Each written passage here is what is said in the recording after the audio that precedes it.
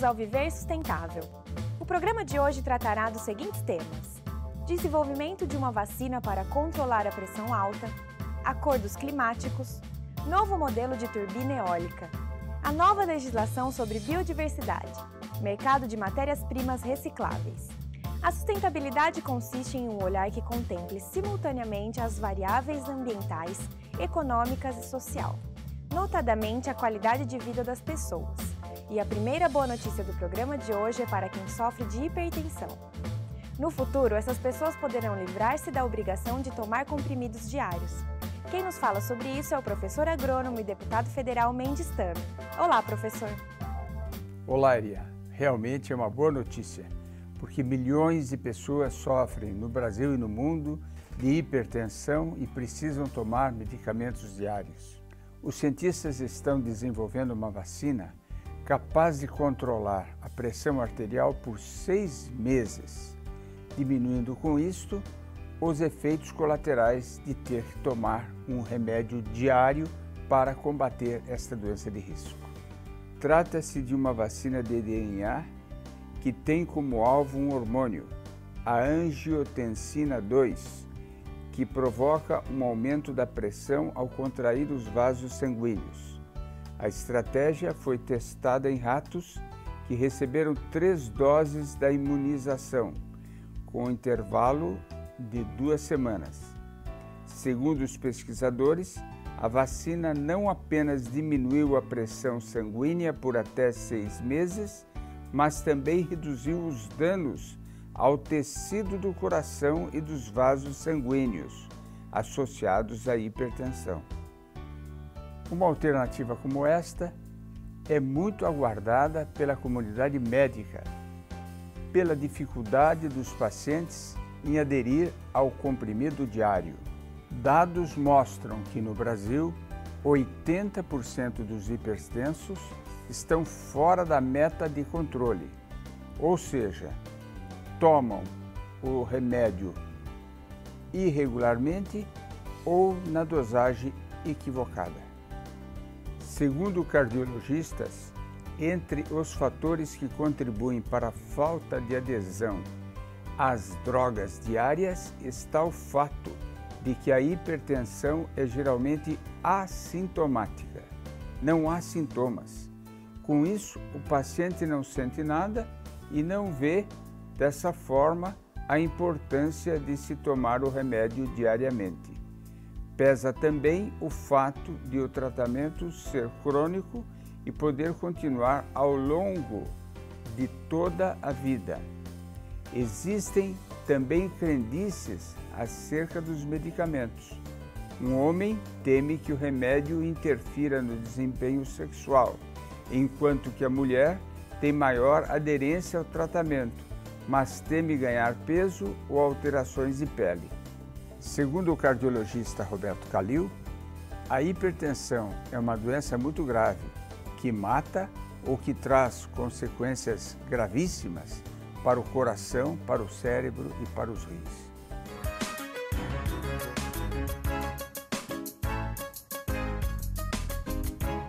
Meu nome é Rodrigo, estudo meteorologia e gostaria de saber, vários especialistas estão dizendo que já temos tecnologia suficiente para solucionar o problema climático. A gente pode concordar com isso? Acredito que sim, mas muitas das tecnologias de que já dispomos ainda são antieconômicas. É preciso haver um incentivo fiscal, um incentivo tributário, para que possamos começar a aplicar estas tecnologias limpas. A partir de então, instala-se uma curva de aprendizagem e essas tecnologias vão ficando cada vez mais econômicas e aceitas naturalmente por todo o setor privado. Eu me chamo Aline, sou estudante de TI. Eu gostaria de saber se os resíduos radioativos hospitalares recebem o mesmo tratamento de resíduos coletados em clínicas e hospitais. Normalmente não, porque tem um nível de periculosidade diferente. Emitem radiações que são perigosas para a saúde e até para a vida humana. Enquanto que a grande maioria dos resíduos hospitalares mais comuns, como seringas, bisturis, agulhas, bolsas de sangue, restos de curativos e de remédios, sobras de comida que são oferecidas a pessoas com doenças infecciosas. Tudo isso pode passar por um processo de descontaminação e em seguida ser destinado a um aterro sanitário convencional ou ser incinerado. Diferentemente destes resíduos mais comuns, os resíduos radioativos não são passíveis de descontaminação. Não há uma forma de reduzir ou zerar a radiação que eles emitem. Por isso, precisam ser condicionados de uma forma especial e destinados a um depósito final especial de resíduos radioativos, normalmente junto com resíduos nucleares. Não saia daí, o Viver Sustentável volta já. Olho vivo, consumidor. A incineração de 10 mil toneladas de resíduos pode criar apenas um emprego. Mas a reciclagem da mesma quantidade pode proporcionar a ocupação de 40 pessoas. Então, incentive a reciclagem e os empregos verdes. Assim você estará contribuindo com o meio ambiente e com a sociedade.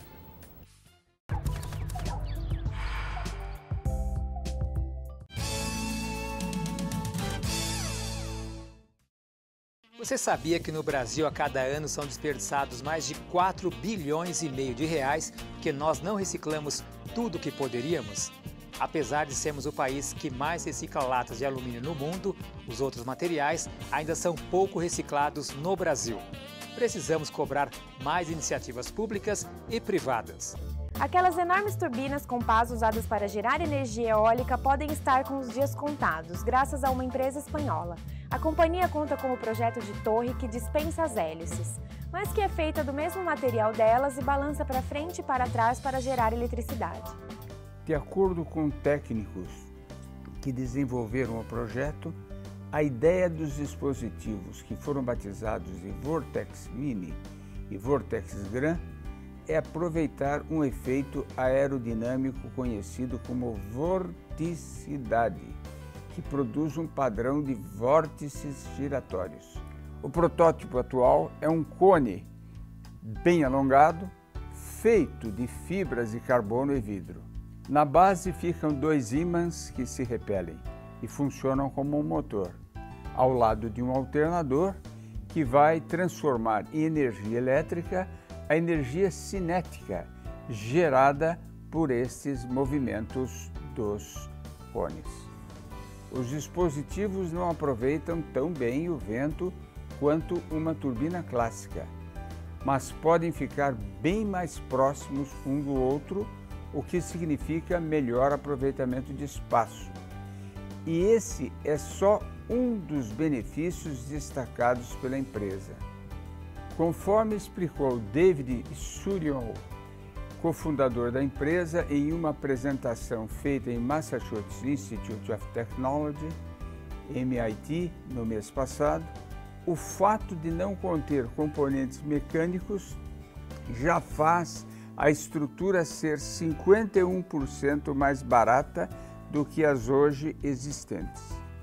Essa simplicidade poderá redundar numa economia no custo de produção de energia, que poderá ser gerada até por um valor 40% menor. Além disso, essas torres matarão menos pássaros e farão menos ruídos. Já para o final deste ano, deverão estar prontas as primeiras torres que deverão ser instaladas em países em desenvolvimento. Meu nome é Gessel, sou auxiliar de escritório e gostaria de saber se o estímulo à valorização da sustentabilidade na construção civil iria criar novos empregos. Irá não, já está criando, e empregos verdes. E em alguns setores, até faltando mão de obra especializada, como é o caso de técnicos encanadores especialistas em instalação de painéis de aquecimento solar. Muitos outros empregos verdes relacionados a construções sustentáveis podem surgir desde que haja um estímulo do governo, sinalizando com clareza de que vai apoiar mesmo, de fato, estas inovações. Essas inovações que exigem um treinamento, uma relocação de mão de obra, um retreinamento. E as pessoas só vão se dispor a treinar para fazer algo novo se tiverem certeza de que este mercado de trabalho novo não é um modismo, é algo que veio para ficar. Meu nome é Priscila, eu estudo análise de sistemas e eu queria saber qual a viabilidade econômica de um empreendimento sustentável. Plenamente sustentável. O custo extra de se construir um prédio verde, um prédio dentro dos padrões de sustentabilidade, não excede 10% em relação a uma construção convencional. Na maioria dos casos, não passa de 5%. Esse valor é mais do que compensado, em primeiro lugar, pela imagem, pelo marketing ambiental que se consegue com essa construção verde. Em segundo lugar, com a economia de energia e de água que estes prédios sustentáveis oferecem aos seus ocupantes. Assistam agora a entrevista que o deputado Mendes Tami fez com o engenheiro José Tadeu, da Woben, uma empresa de São Paulo que fabrica turbinas eólicas. É um prazer estar aqui em Sorocaba, na Woben, empresa que fabrica e instala usinas eólicas. Qual é a posição do Brasil no ranking dos países que já estão produzindo energia eólica? O Brasil tem uma capacidade instalada de cerca de 500 megawatts. Essa capacidade é muito pequena comparado ao que foi instalado já a nível mundial, que é de 140 mil megawatts. Quais as regiões aqui no Brasil que têm o maior potencial de geração de energia eólica? Nós temos um grande potencial de energia, segundo os dados do Atlas de Potencial Eólico, lá na região Nordeste e na região Sul. Mas o estado de São Paulo também tem esse potencial. Eu gostaria até de lembrar que o Atlas Eólico Brasileiro, ele foi feito para uma altura de 50 metros, tá? E à medida que essa altura seja aumentada para 80, 100 metros, esse potencial tende a se aumentar, tá?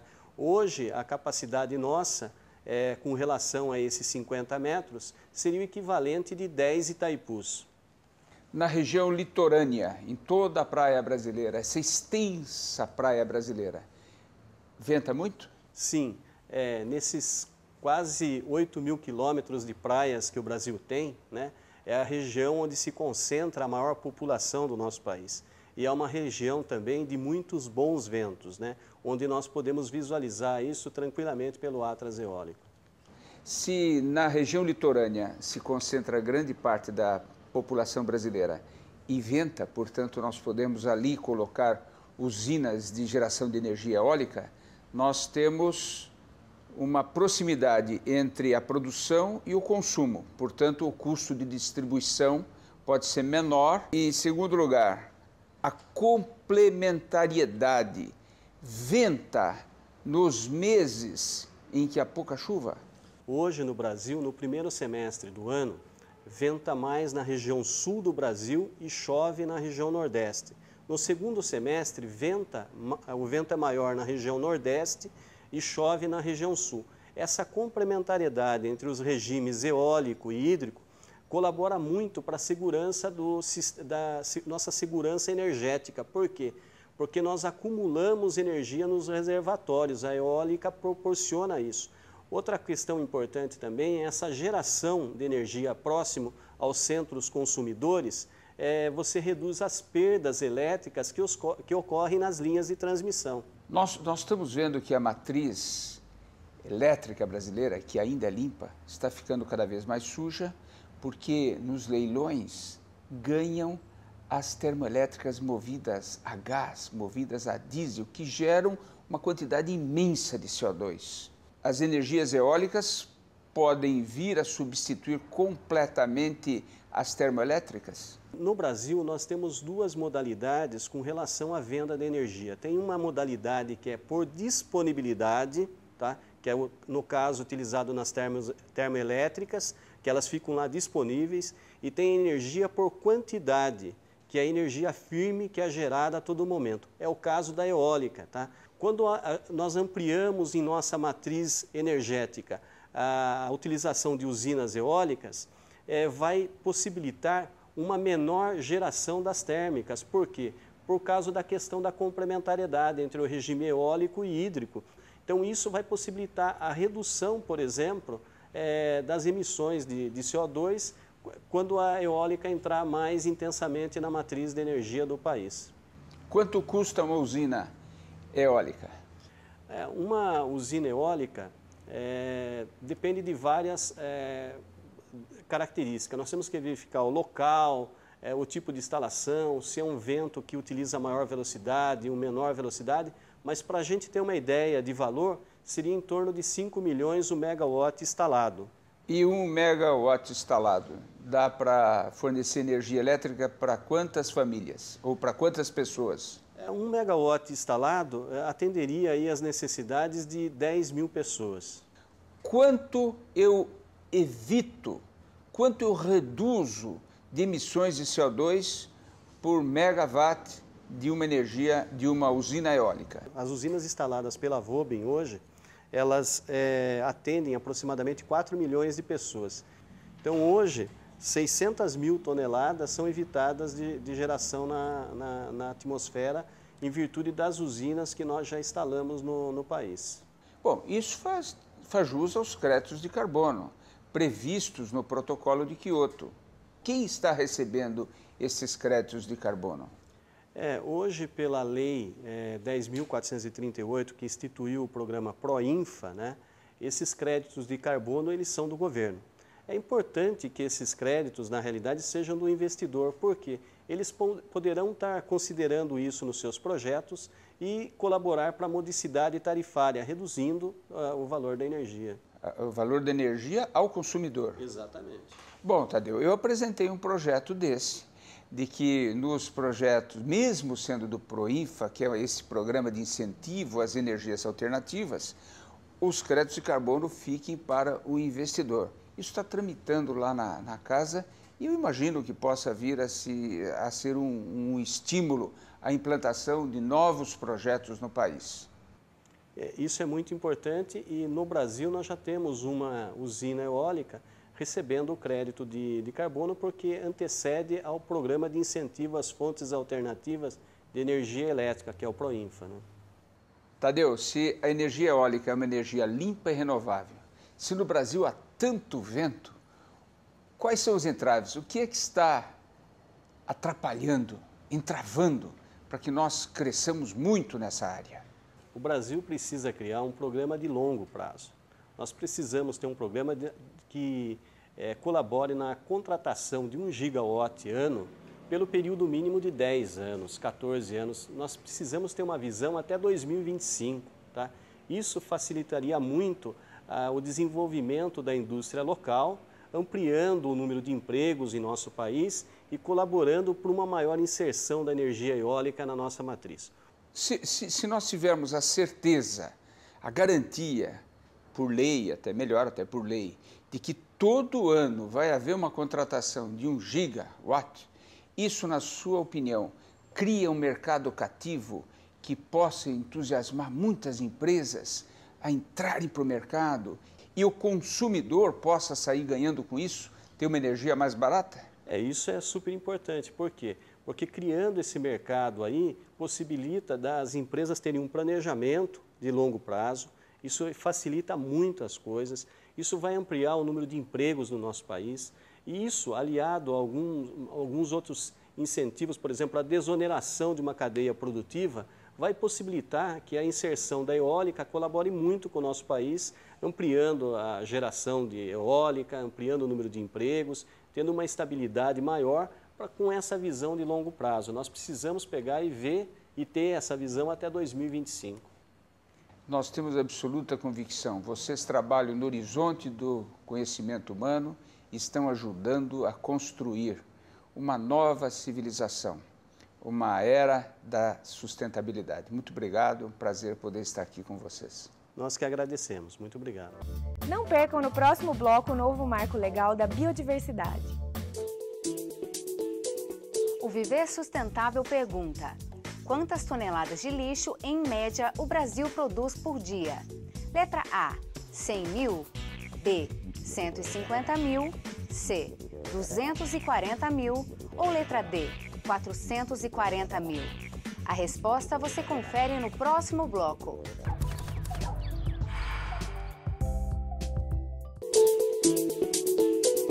No bloco anterior, o Viver Sustentável perguntou quantas toneladas de lixo, em média, o Brasil produz por dia.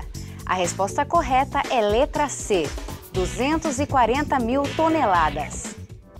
O Brasil possui uma das maiores biodiversidades do planeta, o que também acarreta na maior incidência de crimes de biopirataria, ou seja, tráfico de animais silvestres, de madeiras nobres e de material genético.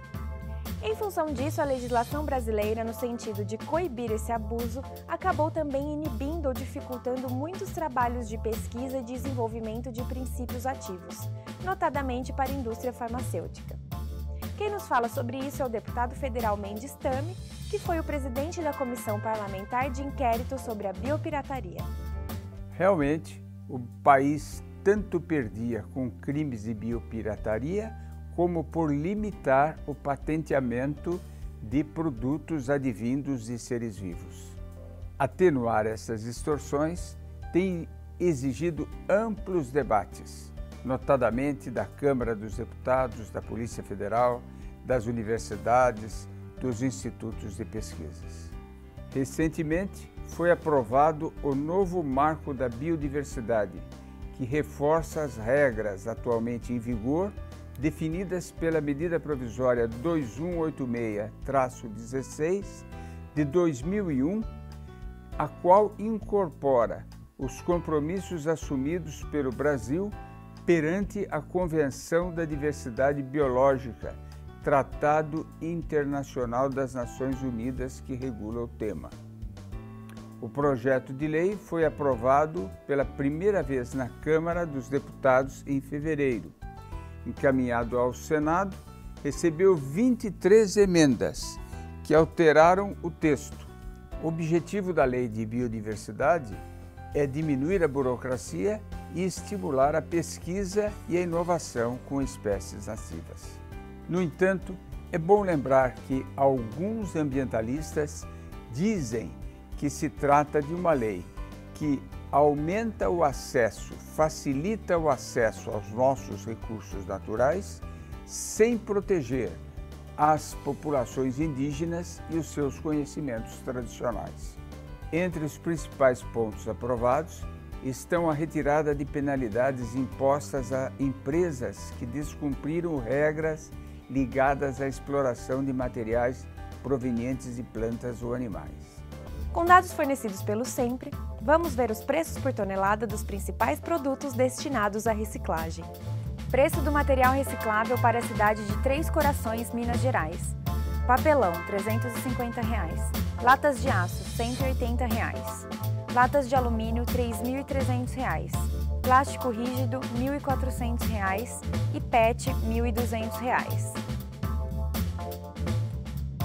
Você também pode participar do nosso programa. Mande perguntas e sugestões de temas para contato@viversustentável.net e assista ao nosso arquivo de matérias pelo site viversustentável.net. Lá você também encontra muitas informações sobre sustentabilidade e meio ambiente. O Viver Sustentável fica por aqui. E lembre-se, para mudar o mundo precisamos fazer a nossa parte. E a sustentabilidade é o caminho. Até o próximo programa.